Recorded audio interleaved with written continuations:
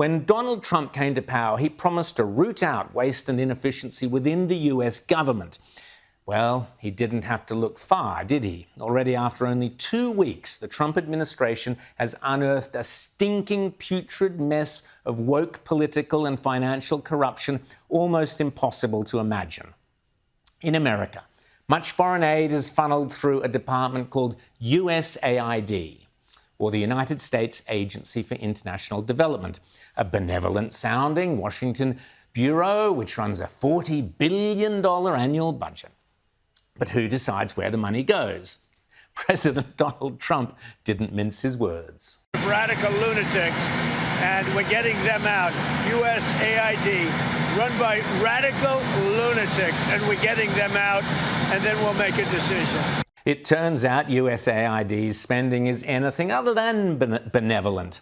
Here's White House Press Secretary, the brilliant Caroline Leavitt, explaining just a tiny proportion of what she says these, quote, radical lunatics have been spending US taxpayers' money on. Look at the waste and abuse that has run through USAID over the past several years. These are some of the insane priorities that organization has been spending money on. $1.5 million to advance DEI in Serbia's workplaces, $70,000 for a production of a DEI musical in Ireland, $47,000 for a transgender opera in Colombia, $32,000 for a transgender comic book in Peru. I don't know about you, but as an American taxpayer, I don't want my dollars going towards this crap. $2 million for sex changes in Guatemala, $6 million to fund tourism in Egypt, $20 million on a new Sesame Street show in Iraq, $4.5 million to combat disinformation in Kazakhstan. I could go on and on.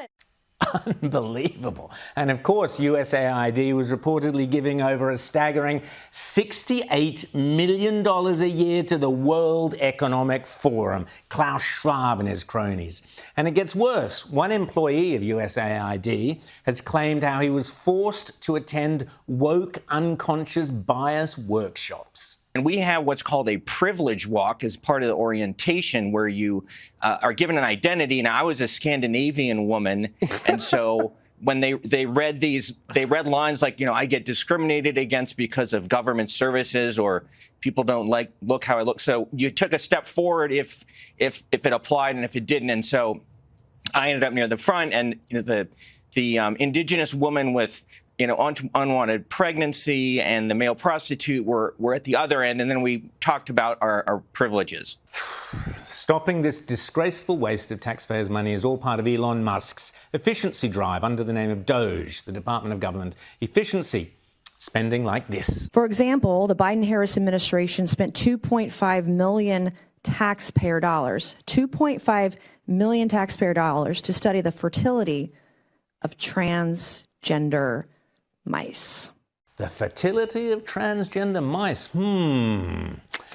One senior Treasury official, it has been reported, in charge of literally trillions of dollars of US government expenditure, quit this week rather than face Elon Musk's DOGE, which is a pretty good indication of how confident he was in the efficiency of his and his department's spending.